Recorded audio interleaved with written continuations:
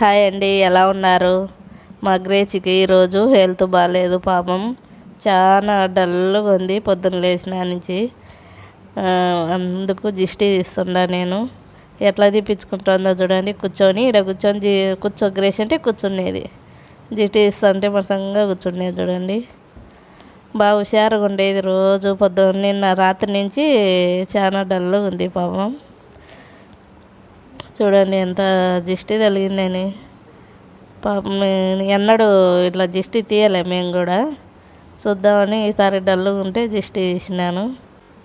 చూడండి ఎట్లా దిష్టి తగిలిందో, చుక్కలు చుక్కలు ఎట్లా పడుతుందో చూడండి ఆయిల్.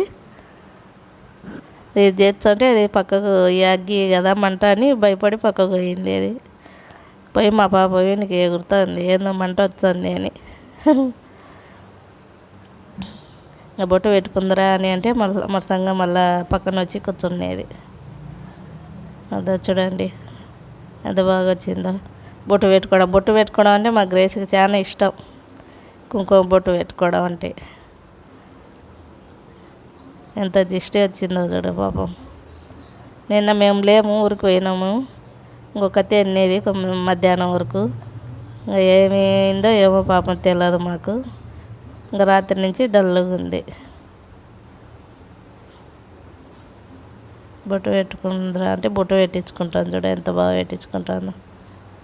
దీన్ని వీళ్ళకు మనకు ఏదన్నా వచ్చి మనం ఈడనొచ్చింది ఆడనొచ్చింది అని చెప్తాము. ఈ మూగజీవి వాళ్ళకు ఏమొచ్చినా మనకు తెలియదు పాపం.